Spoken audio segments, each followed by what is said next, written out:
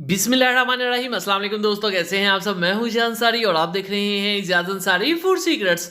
अल्लाह बरकत दे आपके खानों में, आपके रिज्क में, आपके जायकों में। तो मेरे प्यार दोस्तों, आज आपके मुंह में पानी आ रहा होगा। बहुत ही स्पेशल तरीके से, बहुत ही शानदार फ्लेवरिंग के साथ मैं आज आपके लिए आलू बुखारे की चटनी लेके आया हूँ। ये जितनी रिच दिखने में है, खाने में यकीन करें उससे भी ज़्यादा मज़ेदार है। बहुत सी बातें हैं जो आपको मैंने बतानी है, ध्यान से सुनिएगा। सबसे पहली चीज़ कि आपने जो आलू बुखारा लेना है ना, ये आपने अच्छी क्वालिटी का लेना। अच्छी क्वालिटी का कौन सा होता है? जो मोटा ताज़ा इस तरह का होता है। अक्सर आपको मार्केट में ऐसा मिलेगा जो सूखा सूखा सा होगा और बेकार सा होगा, ठीक है। मतलब कि उसके ऊपर पल्प नहीं होगा, आपने वो वाला नहीं लेना। दूसरी अहम चीज़, इसको अक्सर लोग धो के नहीं यूज़ करते, ठीक है। ये एक बहुत अहम बात है। इसको आपने जब भी यूज़ करना है, इसमें ढेर सारा आपने पानी ऐड करना है। बहुत ज़्यादा नहीं मलना कि इसका पल्प ही उसमें शामिल हो जाए, वैसे होता नहीं, काफ़ी ये सख्त होता है। आपने अच्छे से इसके ऊपर जो डस्ट है वो उतार लेनी है, ठीक है। ये देखिए धुल के साफ हो गया। अब एक और चीज़ इसमें जो बहुत अहम है, ये हमारे पास 4 मग्स, ये आपको पंसारी हकीम की शॉप से मिलेंगे। इसको भी जब आपने यूज़ करना होता है, अच्छी तरह धो के यूज़ करना होता है।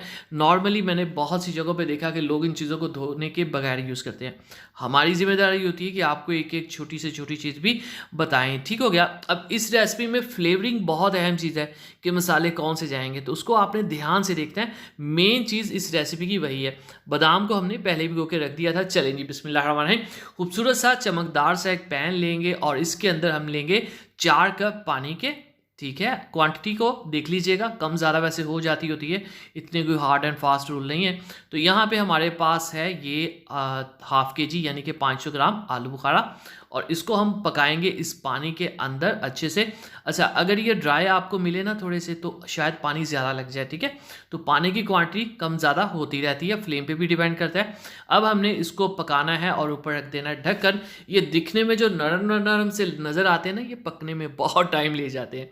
चलें जी, यहाँ पे तकरीबन मैंने इसको 15 मिनट के करीब पकाया और ये अच्छे से सॉफ्ट हो गए हैं, ठीक है। अगर ढक्कन के आप बगैर इसको पकाएंगे तो ये ज़्यादा टाइम ले जाते हैं। तो यहाँ पे ये सॉफ्ट हो चुके हैं।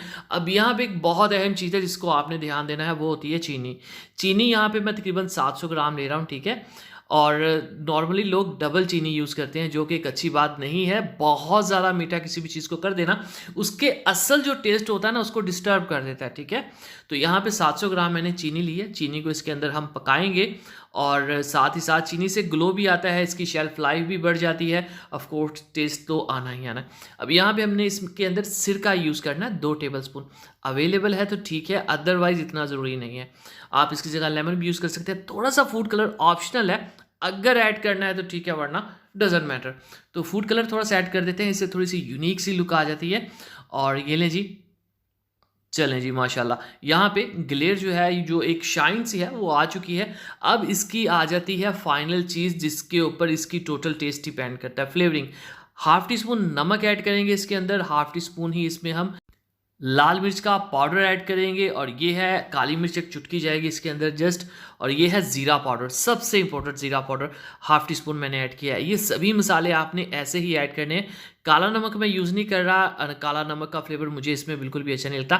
अब यहाँ पे हम इसमें ये 4 मग्स ऐड कर देंगे, और बादाम मैंने छिलका उतार के बीच में से 2 कर लिए थे। इससे इसका साइज़ छोटा हो जाता है और खाने में ज़्यादा आसानी होती है, ज़रा क्रिस्पी, जो थोड़ा सा क्रंची लगता है। तो ये आपने इस तरह से ऐड करना। अब यहाँ पे आपकी प्रेफरेंस है, आप चाहे तो इसको ज़रा गाढ़ा कर लें, ज़रा पतला कर लें। मैं इसको थोड़ा सा गाढ़ा रखूँगा, ठीक है। गाढ़े में ना इसकी रिचनेस ज़्यादा आती है, शाइन ज़्यादा आती है।